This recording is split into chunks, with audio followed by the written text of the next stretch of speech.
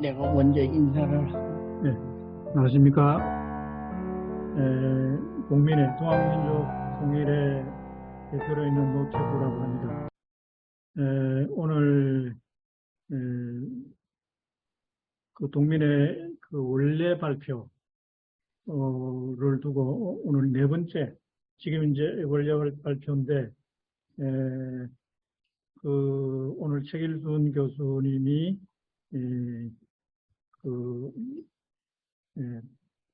동학의 길, 통일의 길 이런 주제로 아주 스토리텔링 중심으로 발표를 하시겠습니다. 그 요사이 이제 그 동학 그에 대해서 이제 관심이 많습니다. 우리 것에 대한 관심을 두고 그 오리지널 어떤 그 한국 정신, 한국의 어떤 그 가치는 역시 우리가 동학에서 찾아야 되지 않는가. 이런 이제 분위기가 무르익어가고 있습니다. 이제 그런 또 정신이 우리가 이제 그 어느 정도 정착이 되면서 그 바로 동학 정신, 동학혁명 정신으로 이 시대의 정신인 민족사의 그 과제라고 할까 시대의 정신인 우리 민족의 통일을 평화 통일을 이루어내는 그런 또 의미가 있습니다. 그런 의미에서 오늘의 제목을 동학의 길, 통일의 길 이렇게 제목을 정했습니다.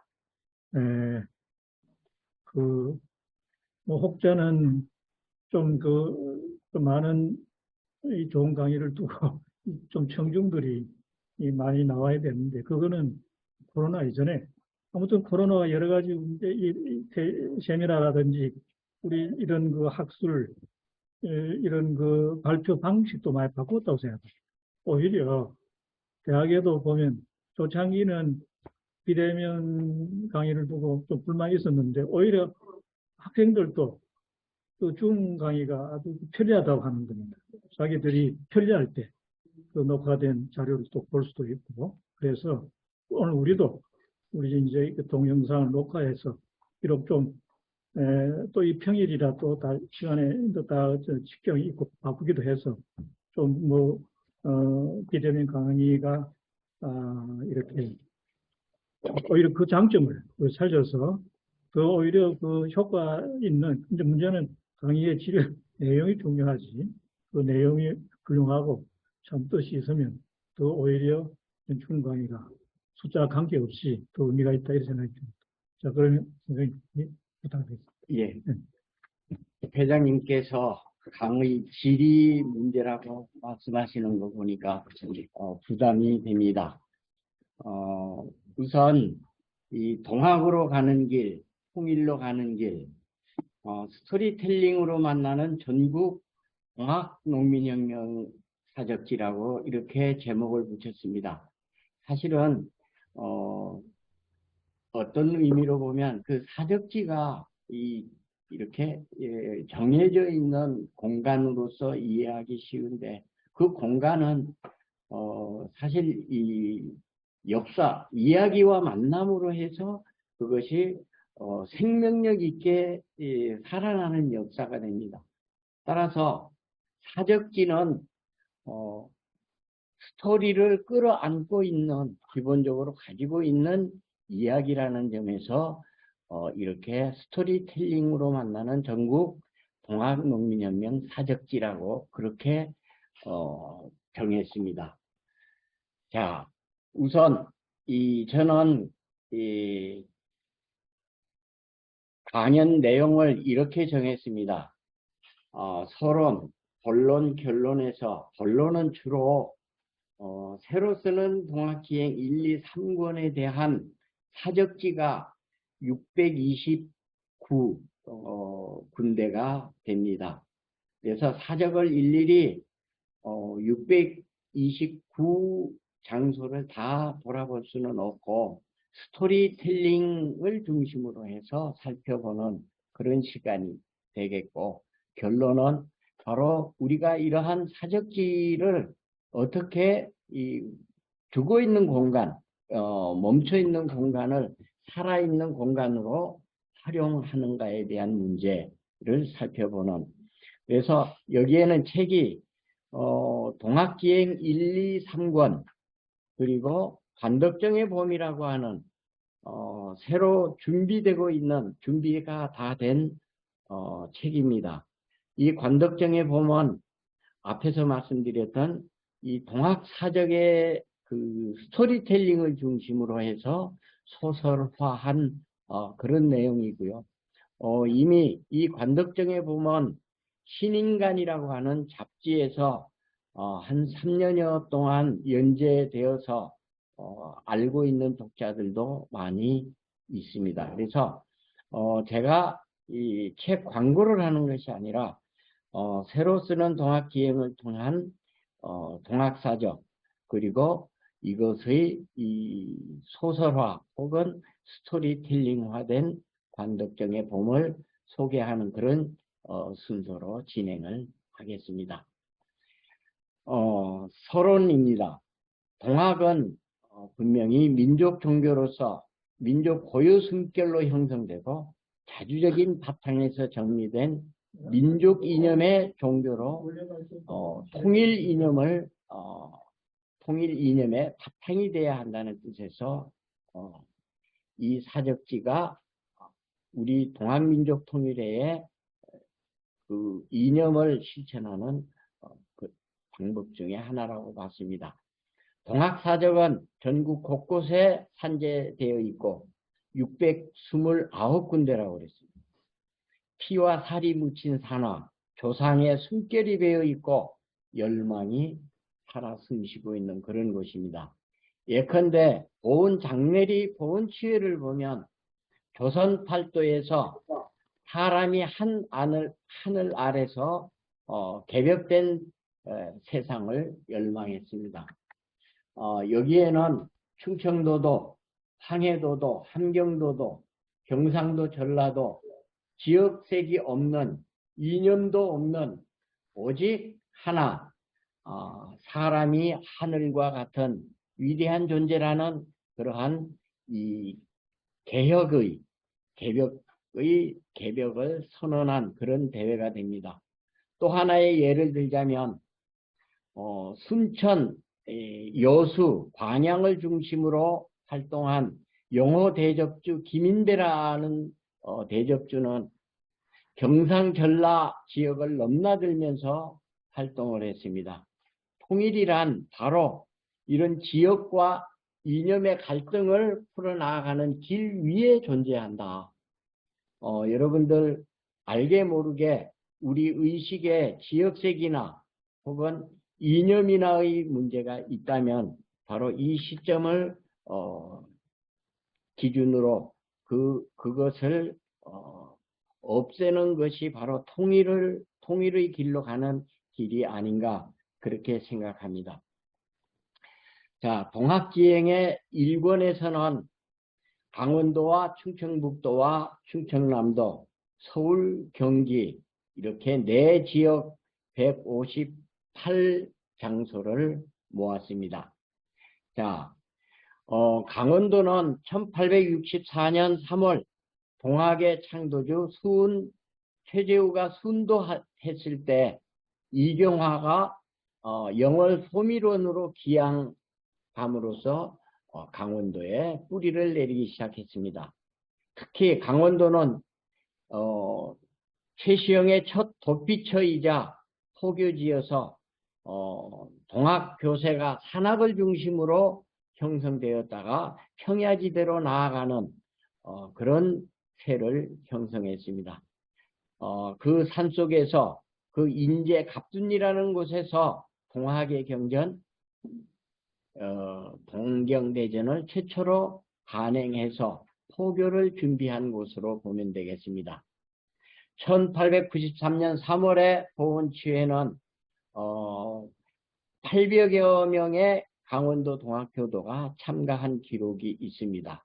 1894년 동학혁명 재기포 시기에는 강원도 전 지역에서 일어나서 투쟁을 벌였고 9월 4일에 홍천을 중심으로 한 동학농민군이 강릉 관할을 점령했지만 선교장 공격에 실패함으로써 패퇴하고 말았습니다.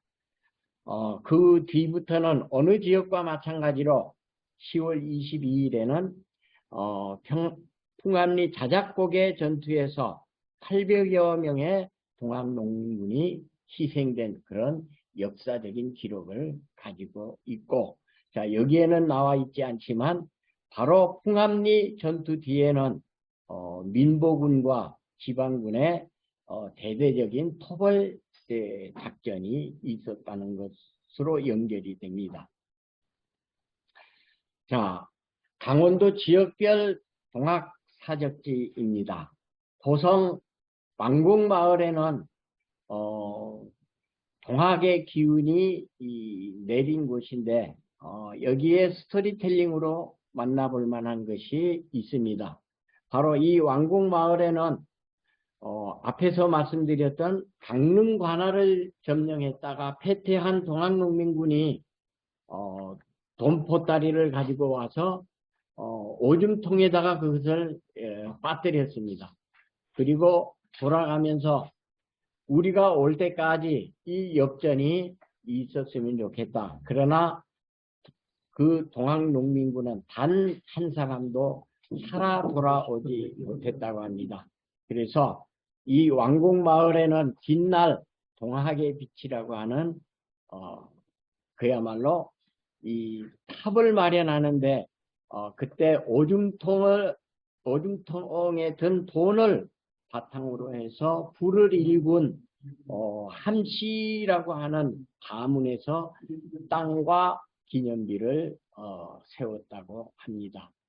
인제는 막다른 골짜기에서도 꺼지지 않은 동학의 심지를 유지했던 것이고, 양양은 일찍이 동학의 뿌리가 내려서 바로 이 동학 농민혁명의 창도주, 동학 창도주 아들이 이곳에서 장사한 그런 땅입니다.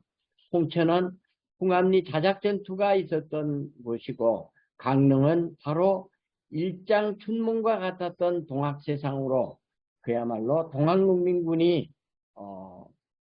잠시 강릉 관할을 점령했다가 패퇴한 그런 사적이 남아 있습니다. 원주 횡성은 최시영의 고단한 38년 자맹이 마무리된 곳, 즉 원주는 바로 최시영 2세 교주가 체포가 된 곳입니다.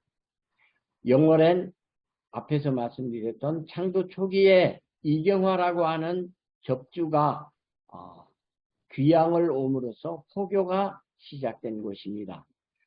정선은 절망의 늪에서 동학의 불씨를 달리다라고 말했는데, 이는 최시영에 의해서 동학 교세가 강원도로 형성되는데 뻗어나가는데 그 터전이 됐던 그러한 곳이라고 보면 되겠습니다.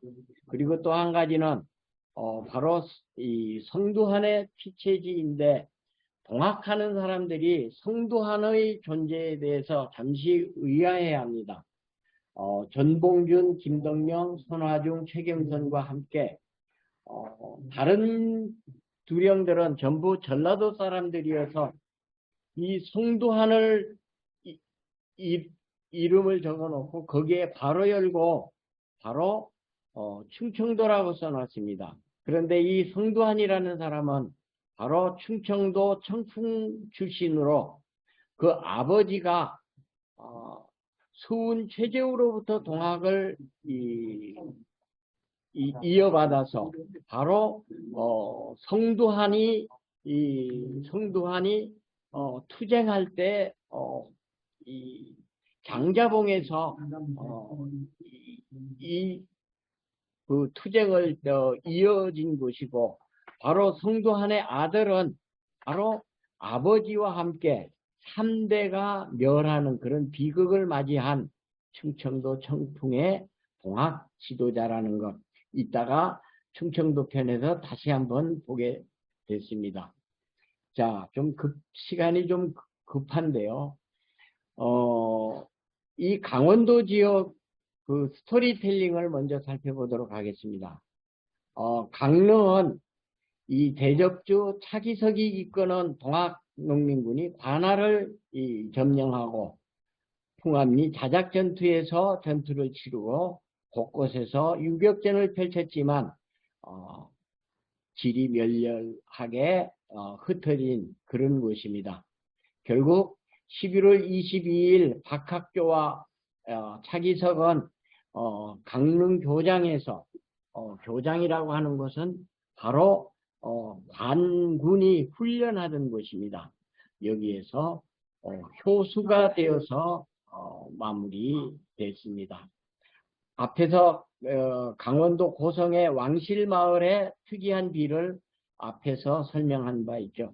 오줌통에다가 군자금을 놓고 갔다가 한 명도 살아 돌아오지 못한 슬픈 이야기가 배어있는 스토리텔링이 배어있는 그런 곳입니다. 자, 정선에서 이 충청도 동학두령 성두환이 사로잡혔다라고 적혔는데요. 성두환은 앞에서 말씀드린 대로 제천 장자봉에 진을 치고 저항하다가 정선으로 쫓겨가서 일본군 토벌대에 의해서 사로잡혔습니다.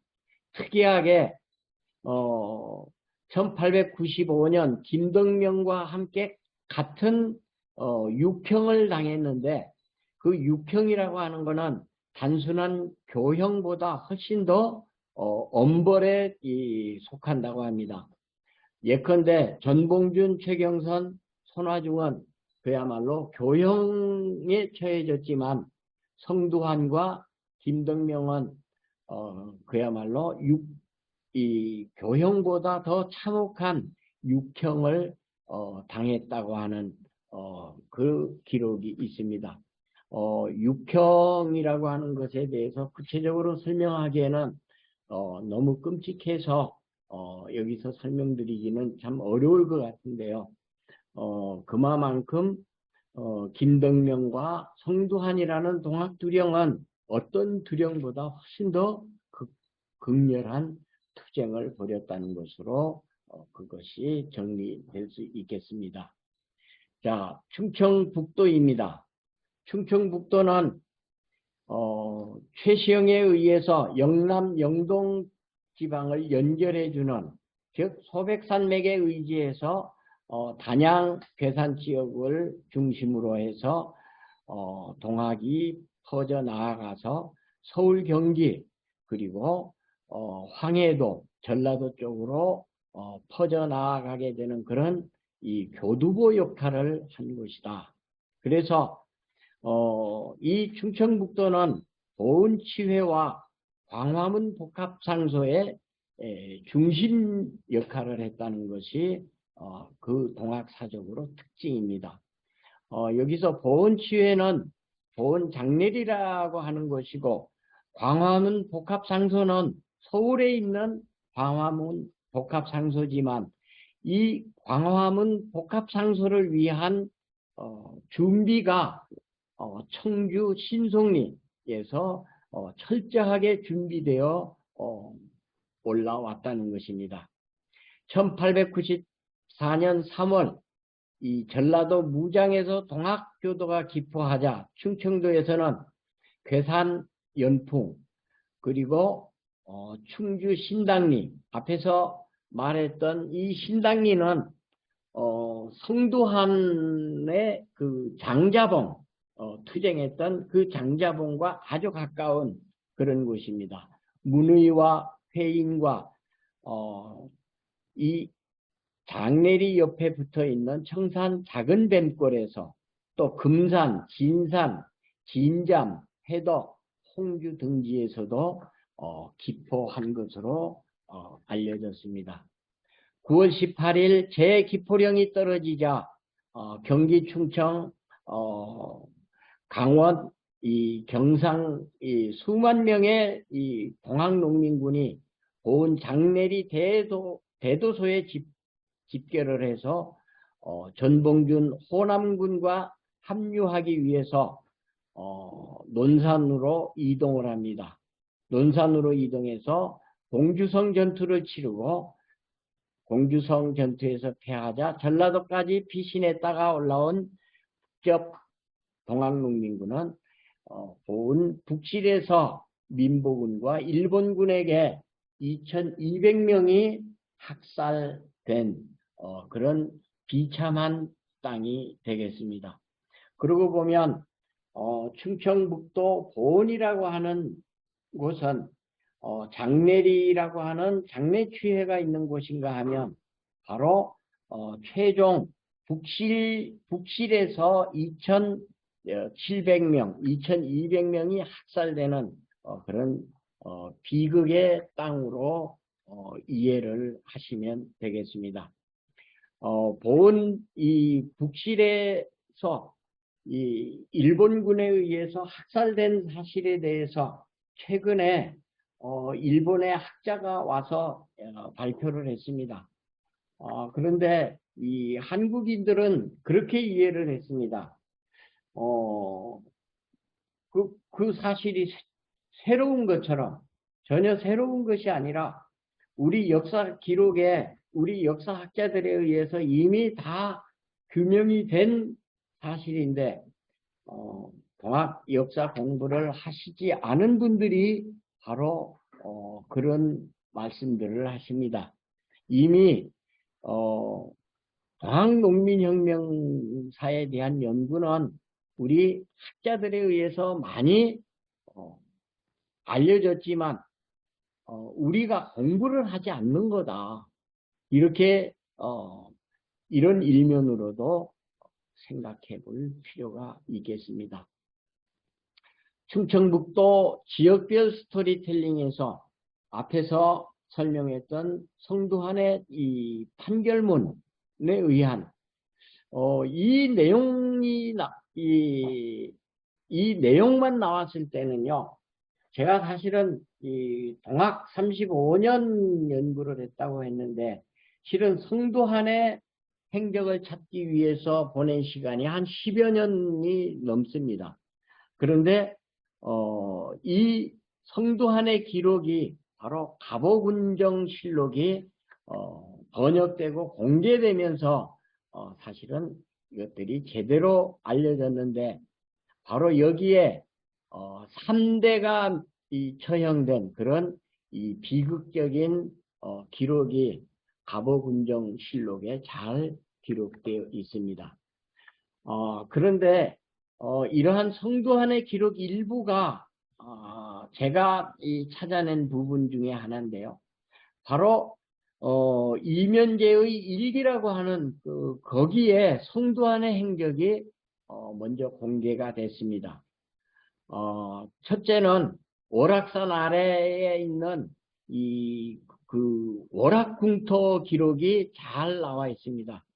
사실 어떻게 보면요, 제2의 궁궐을 만들려고 했던 건데 바로 월악산 아래 민비가 피난 궁터를 공사하는데 엄청난 돈이 들어갔다는 것과 그리고 이 영남 그리고 호남 쪽에서 물자가 넘어오는데 굉장히 많은 인원이 동원됐다는 기록이 나와 있습니다. 그리고 앞에서 말씀드렸던 1894년 봄 신댕이 장터에서 집회가 있었고 청일전쟁 때 패한 청군이 강원도 쪽으로 퇴각하면서 수탈하고 만행을 저질렀던 기록이 여기에 나와 있습니다. 자, 이런 정도로 스토리텔링을 정리를 하고요. 앞에서 말씀드렸던 청원 솔매마을 이 손천민의 이 본거지인데 바로 광화문 복합상소를 위한 도서가 차려진 그러한 곳이라는 겁니다. 그리고 그 동네에는 바로 강영문이라고 하는 이 대접주의 마을이었는데 바로 여기서 투쟁을 하다가 피체되어서 처형된 그런 비극의 장소가 바로 이 마을입니다. 자, 장내리는 앞에서 말씀드렸던 바로 상주와 그리고 영동 황간 그리고 전라도 쪽에서 넘어오는 길이었기 때문에 옛날 기준으로 보면 사통 팔달의 그러한 곳이어서 바로 이곳에서 이 보훈치회가 있었고 북실마을에서 앞에서 말씀드렸던 2200명 혹은 393명 또 어떤 기록에는 395명 어떤 기록에는 2700명까지도 이렇게 숫자가 나오는 기록이 있는데 여기서 395명이든 2900명이든 2700명이든 한 곳에 동학군의 시체가 이렇게 널려 있는 것은 비극 중에 비극의 하나라고 보면 되겠습니다. 청주성을 이 중심으로 해서 많은 전투가 벌어져서 또 많은 이 동학두령들이 참살된 곳이 바로 이곳입니다. 또 한 가지 이 강해면 병마산에는 바로 이 충청도 지방군 69명의 장졸이 전원이 몰살당하는 세계의 역사에서 바로 69명이 한 사람도 살아남지 못하고 전멸당하는 예는 그다지 많지 않다고 합니다. 그러나 이는 바로 전날 전전날 이 청주성 전투가 있었고 그 청주성 전투에서 붙잡힌 동학두령들이 무심천변해서 처형당한 그것에 대한 바로 보복의 전투의 가능성이 크다 이렇게 보고 있습니다. 자, 시간이 많이 갔는데요. 자, 충청남도는 바로 동학포교의 통로는 지리적 조건이나 연원 관계로 볼 때 충청북도 북부, 중부, 남부를 통로로 해서 충청남도 전역으로 확장된 것으로 되어 있습니다. 충청남도 동학농민혁명사는 이렇게 동학의 유입 과정과 함께 93년 12월에 일어난 노석밀란, 93년 공주치회를 주목할 수가 있고 94년 바로 금산 진산을 중심으로 일어났던 봄봉기, 봄투쟁을 들 수 있습니다. 특히 2차 기포 때에는 남북적 통합연합군이 바로 논산에서 연합군을 형성했고 그리고 목천 세성산 전투가 있었고 공주 우금치 전투로 해서 동학농민혁명의 대미를 장식하는 엄청난 전쟁이 바로 공주 우금치에서 있었다는 것. 자, 그런데 여기에서 잠깐 일본의 이 무라타 소총, 스나이드 소총 이 두 신식 무기에 의해서 공주의 동학농민군이 바로 산처럼 시체가 쌓이는 그런 참패를 당한 그런 곳이라는 것. 자, 공주 우금치에 가면요, 그게 이 탑이 하나 세워져 있는데, 그거는 이 안타깝게도 박정희 손에 의해서 세워진 그런 탑입니다. 그걸 이 100주년 기념으로 새로 세우려고 움직임을 보이다가 결국 그것은 그대로 지금까지 넘어오고 있습니다. 자, 이 충청도를 소개하는데 이렇게 많이 시간이 허비됐는데요. 이 아산은 이 초기에 동학이 유입된 그런 기록이 있고 사실은 서울과 경기도 북부 쪽으로 동학교세가 확장되는 그런 이 교두보 장소였다. 사실은 이 아산포가 바로 이 황해도포까지 연결된다는 사실을 볼 필요가 있습니다.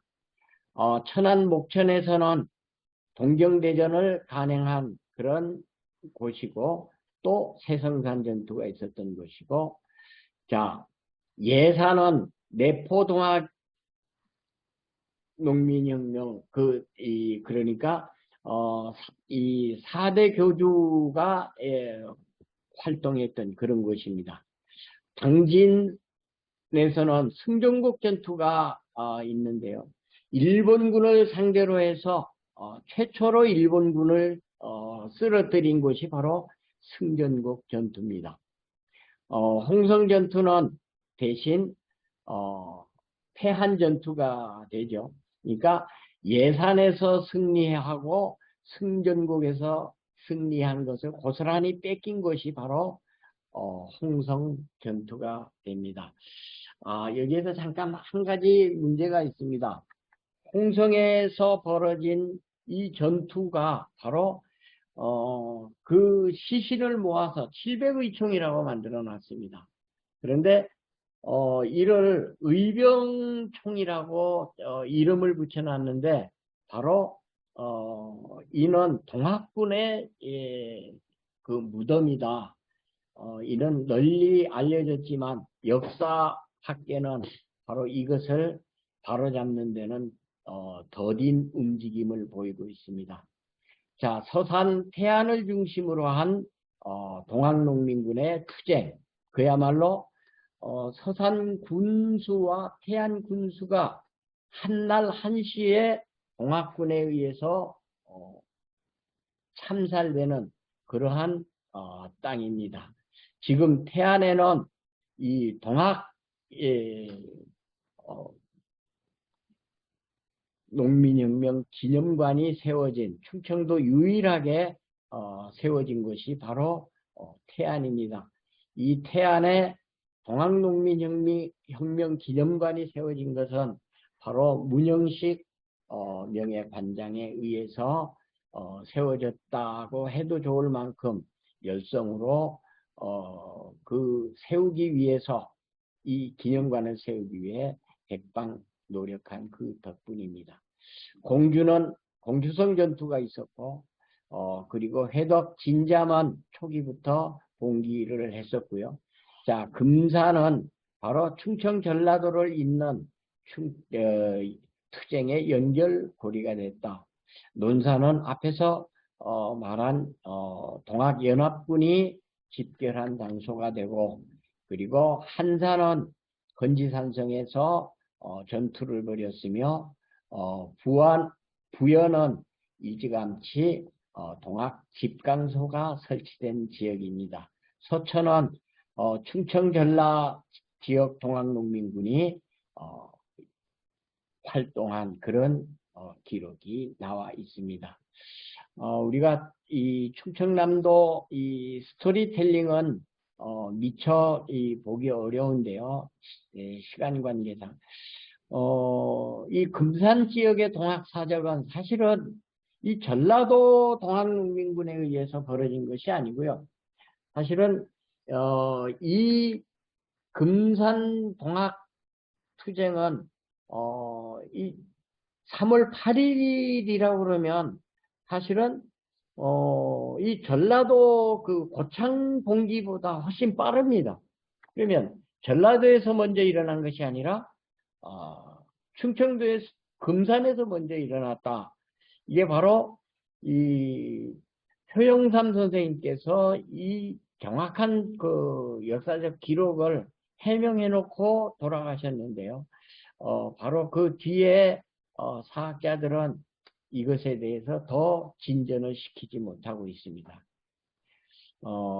이는 이 공주성 이 전투 패배 이후에 대둔산 진을 치고 벌인 최후의 전투까지도 본다면 금산은 그야말로 처음과 끝이 있는 그런 곳입니다. 자, 관장리 전투는 앞에서 말씀드렸던 예산 전투를 이루는 말이고요. 자, 논산 황산성 전투, 그리고 논산성을 중심으로 해서 벌어진 이 전투, 이는 바로 이 김대훈이라고 하는 센폴려고 이 선생님께서 이 논산 이 지역의 전투를 논문으로 잘 정리해 놓은 그런 기록이 있습니다. 자, 빨리 정리를 하겠습니다. 제4부 이 서울 경기도 지역 사람들은 그렇게 말합니다. 서울에도 무슨 이 동학 그 사적이 있냐? 그거는 잘 지켜보시기 바랍니다. 보은 장례리 집회에 경성 수원접에서 840명이 참가했다고 되어 있습니다. 그리고 동학 농민혁명 초기나 말기나 전부 그 관아에서 일어나는 동학 관련 정책들이 전부 동학본부에 보고가 된 것은 바로 서울 경기 지역의 동학교도들의 첩보활동 덕분이다. 이렇게 보면 되겠습니다. 동학혁명이 끝나고 최시영이 마지막 도피한 곳이 경기도였고 재판 끝에 좌도 난정률로 순도한 것도 서울입니다. 그 다음 그 스토리텔링에서 보게 될 텐데 여기에서 중요한 것 하나가 있습니다.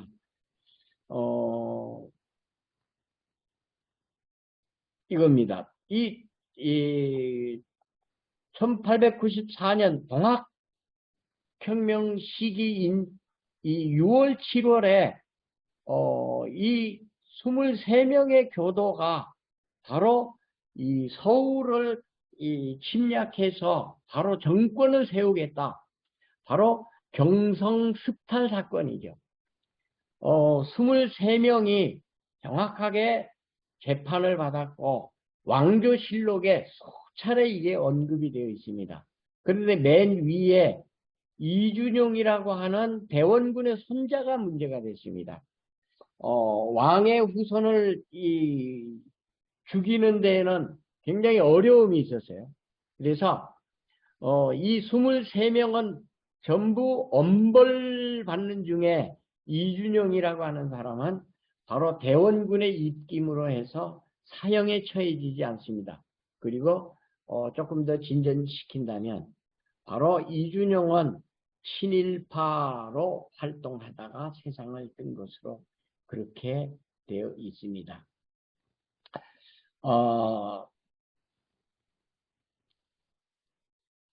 스토리텔링 정리하겠습니다. 해월 최시영이 교수형에 오르기 전 유언으로 나 죽은 뒤에 10년 안에 주문 읽는 소리가 장안을 진동하리라 예언했습니다. 과연 그 예언대로 10년 뒤에 회원이 됐고 지금은 주문을 외운다고 해서 누가 뭐라고 하는 사람이 없습니다.